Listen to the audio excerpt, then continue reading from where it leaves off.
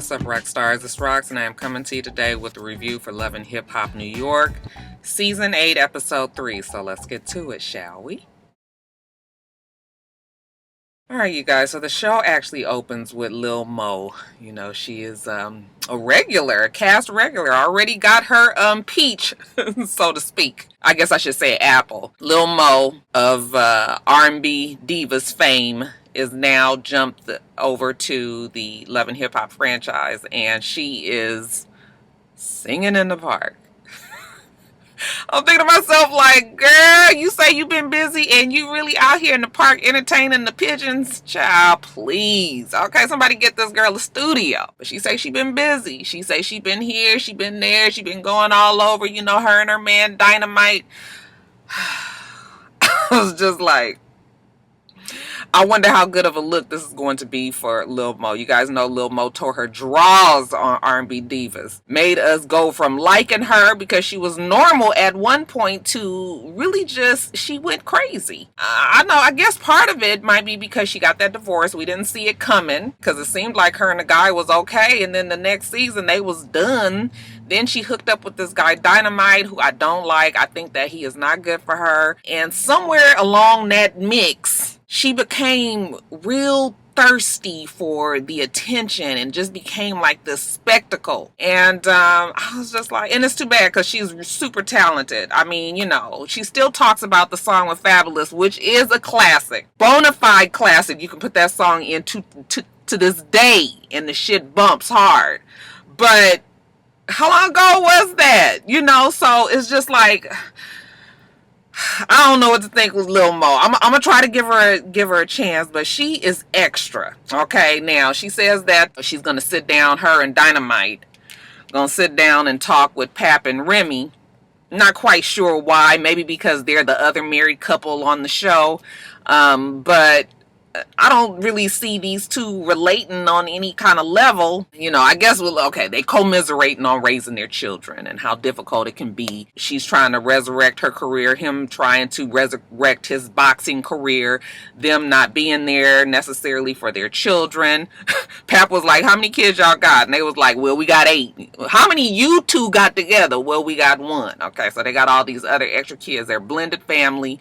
I don't even know if the kids live with them. I guess her kids live with them. I'm not sure about Dynamite.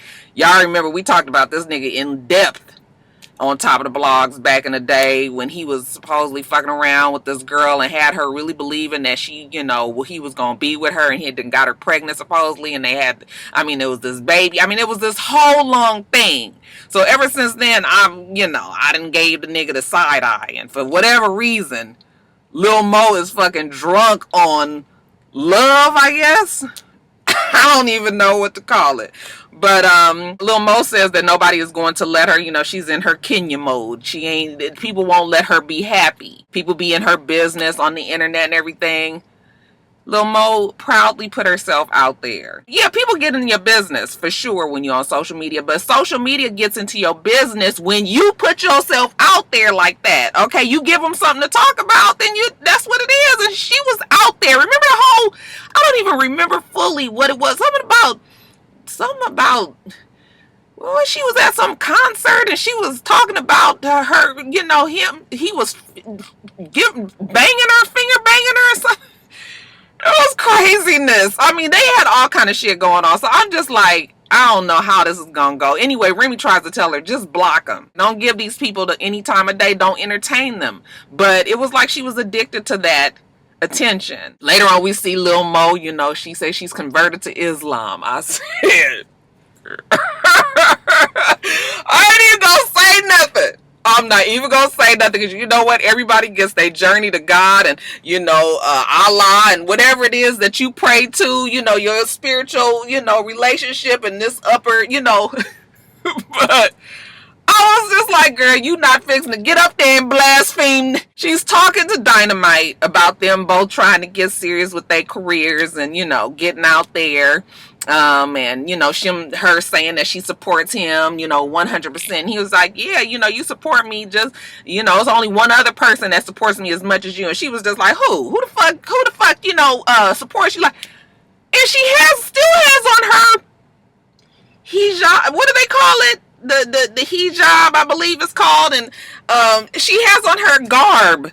And you are cursing, just so disrespectful. I was just like, girl, how you expect anybody to take you seriously when you don't even take what the fuck you doing seriously? Really? That's like cursing in the church. I know people do it, but can you not do that, please? So I was just looking at her like, oh my God, it's gonna be one of them kind of years. Later on, we see her with her little boy. They're at the playground. And, they're just talking about, again, her about to be busy and all of that. The little boy wants a cell phone because he wants to be able to call them when she is, when they're not there. And so she asked him, like, well, what would you going to do with this cell phone? And like, you going to Google me? And he was like, I already did. And she was like, you did? And what did you find out? He was like, oh, did you know that you be singing, that you be gone, and, Dynamite be boxing and working, and that he cheated on you? You guys, first of all, the little boy is just like stuttering. Like, you already know that Mona was back there in the background. Like,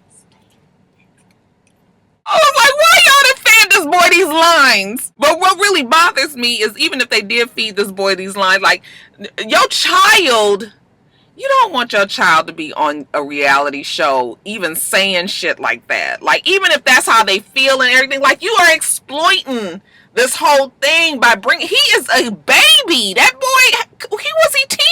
He wasn't even 10 years old. Okay, so I was just like, oh, this is fixing to be a fucking train wreck, because Lil Mo says, she gonna have to confront this because where there's smoke, there's fire.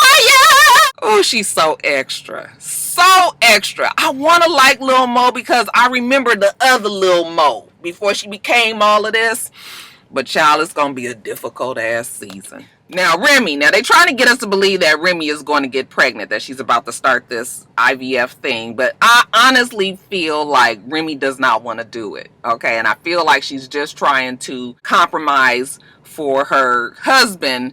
But deep down inside, I just don't feel like that's what she wants to do. So she sits down with Juju. She's talking about the whole IVF thing, how she's about to get it started, but she's also working on her album and all of that. And Juju was like, well, you got to be really low stress. And she was like, well, I don't really have nothing that's really stressing me out. But Juju is trying to explain to her that you really have to be focused on IVF, and all of the shit that you have to do along with the treatment, I'm supposing, eating a certain way, okay, and just having a certain type of lifestyle so that this shit can take. Juju was like, well, are you prepared that it might not happen right away and you guys might have to do treatment after treatment, and with each treatment and each pregnancy not happening, your morale goes down, you start to lose hope, okay, you can get depressed. I mean, it could be a whole lot that goes. Are you prepared for that? Well, Remy was like, I ain't even really thought about that. And then Juju goes on to talk about how her and I'm assuming Cameron tried to have a baby, and I was like, Roxanne, I'm not even gonna say nothing. But she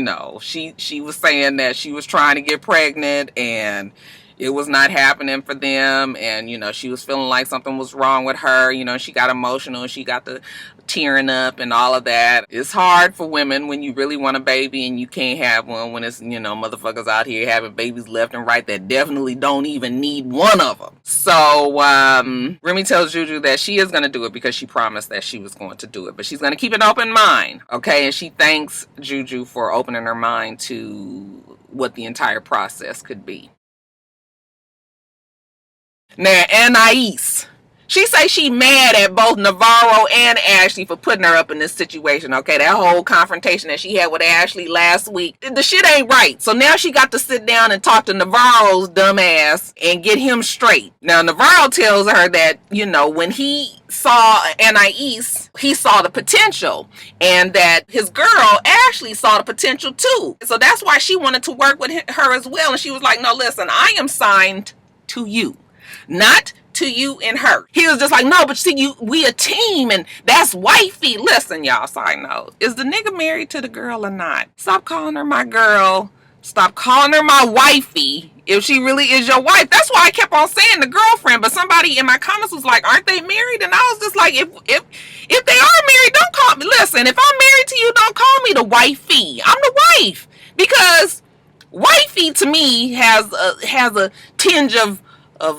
frivolity to it. Like, you know, it's not like serious enough for you to be married to him, but you know, they kind of treat you as if you're a real serious girlfriend, but you know, it's not quite made the commitment. Like, wifey is too fucking loose for me. So is a nigga married to her or not? Okay, but anyway, while they talking, you know, Anais, she starts to get emotional. He said, "You're not about to cry, are you?" Because that was not in the script. And she was just like, "No, I am, because I work real hard and I'm a person who don't want to be disrespected. Respect me as a girl because I got a name." I was just like, what is she talking about? I mean, I guess she was saying because she was, she was a singer beforehand, and now she got this drama with Ashley. I couldn't even understand what the dramatics was about, you know, but evidently it got to Navarro. You know, he said he know that he gotta fix it now. So Navarro, because he's just so torn with this situation, because Richie D got more experience in this type of field, okay, when bitches is going at each other and he being in the middle.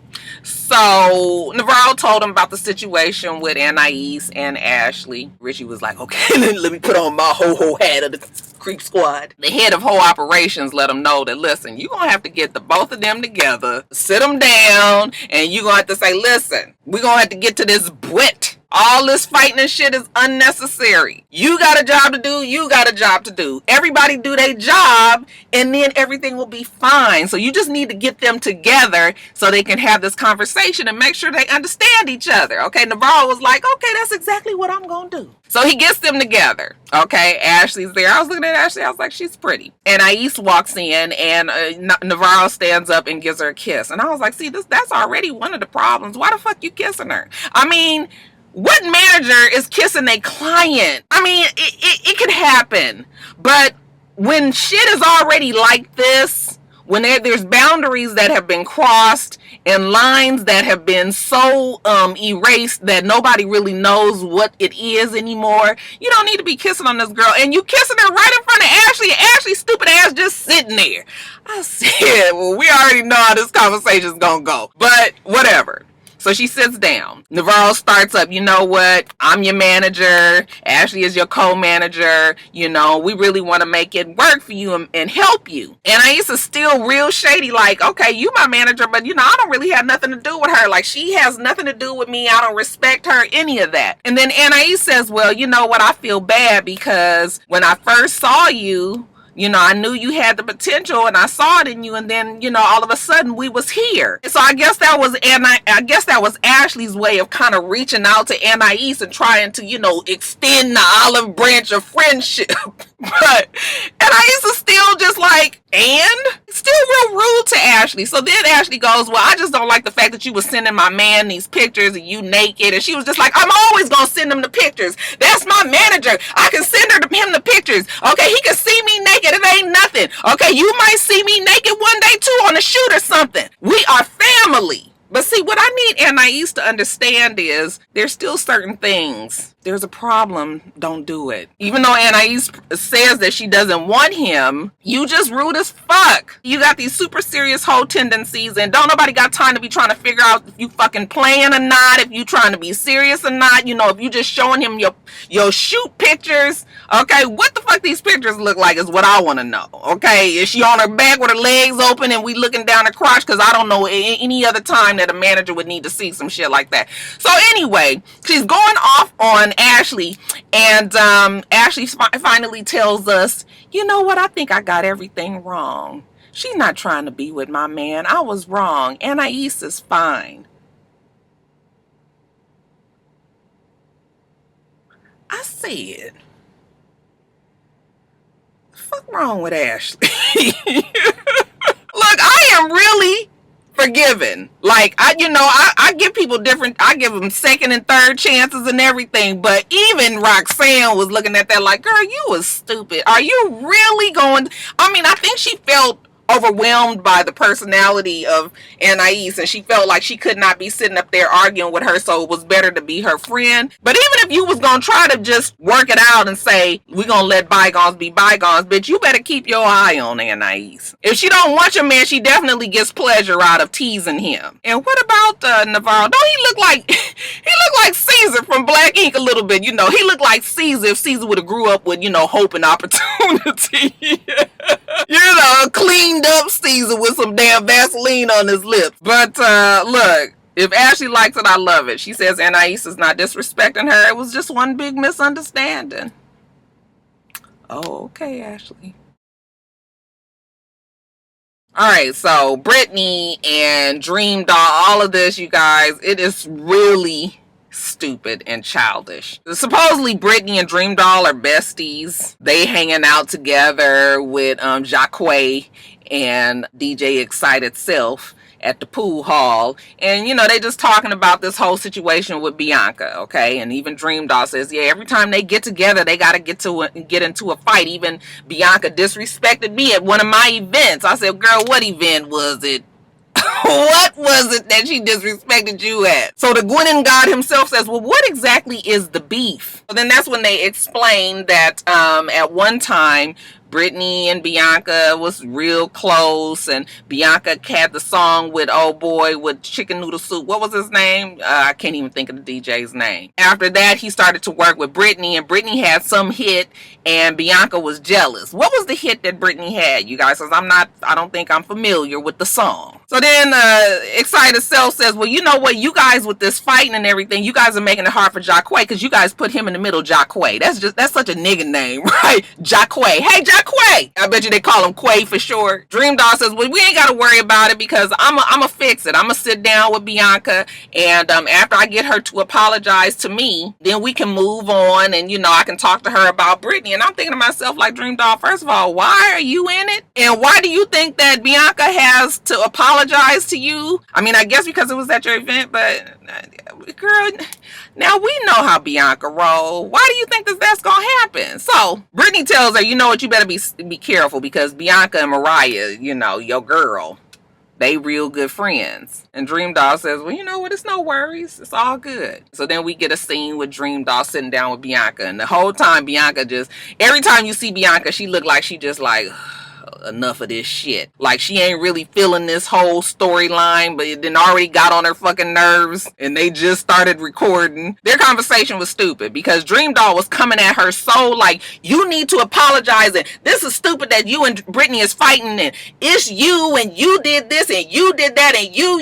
And I said, bitch, you about to get fucked up, because I really can look at Bianca and tell just from that well-placed shoe that Bianca would beat Dream Doll's ass. I could see it. I know. Bianca was just like, why are you in this? This has nothing to do with you. And Dream Doll was really trying to get it going. So what you gonna do? What you gonna do? That is always an invitation for an ass whooping. But I had to commend Bianca for not flipping that table over and getting that Dream Doll, because she looked like she over it. That whole Brittany storyline, she is riding Bianca's coattails, because everything that Brittany does is all about Bianca. Bianca was just looking at her like, girl, you wildin'. I don't need you to come up here and tell me nothing. It's always gonna be on site. When I see that bitch, it's always on site. You need to understand that. We don't even have to have a conversation about it. Nobody is gonna talk me out of it. I'm always gonna beat that bitch ass when I see her.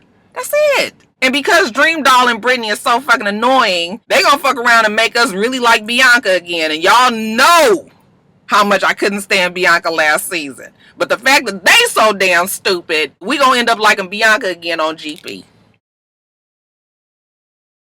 And then lastly, you guys, Mariah. She's talking about how, they got rid of the other chick that was on the Gwen team. I don't even remember what her name was. Y'all remember her from last season that Mariah kept on fighting with. And now, she done hooked up with Dream Doll. Dream Doll is on the Gwen team, I guess, now. And, it's all good. They sitting down, they talking. Mariah telling her about her man problems, okay? James, a.k.a. Little Cisco. He even sounds like Cisco. I don't know how I didn't pick that up last week, but ooh, that James, lame James. He is so stupid. He's not even in this scene, so let me back up off old lame James. So anyway, she's telling him how, she really likes Lame James. She hasn't felt like this for somebody in a long time. I said, girl, a lie don't fucking care who tell it. You was just with Cisco. Well, last season she was going back and forth trying to figure out if they was gonna work it out, but how you talking about you ain't 1 year? Anyway, she tells Dream Doll that she gonna get a nigga one more chance, because don't nobody try to run her career but her. So she gonna give him one more chance to get some act right in him, and then if he can't, then, you know, that's later for Lame James. Now, we see old Lame James, you know, he all say he got this sexy vibe going, and that he's about to, you know, replace Mariah Lynn because, you know, she didn't have his back. He now is introducing us to Sophia Body. Now, I've heard the name, but I didn't know who Sophia Body was. But when Sophia Body shows up on the screen, she tells us that she was a video vixen, and she was in all of these people's videos and all of that. And it was big names, you know, French Montanas and such, and then, you know, now she done dumbed it all the way down to be fooling around with Lame James. I said, girl, you done missed a turn somewhere. She says that she doesn't want to be known as, you know, Sophia Body. She doesn't want to be known as the vixen anymore. She's DJing now. So she wants to be taken seriously as that. You know, and Lame James, you know, he giving her all his Rico Suave. You know, he's all licking his lips. And she was just like, yeah, you doing the most. Okay, you pretty. Maybe we could work together. So then she asked him about his relationship. Like, what's going on with you? And he says, Mariah Lynn is not adding up to his standards as a man. So, you know, he got to put old Mariah Lynn on the back burner for right now. I said, nigga. So then later on, we see him shooting this video. Okay, that's right. Lame James is some sort of entertainer. Not quite sure if he raps or sings or what. All right.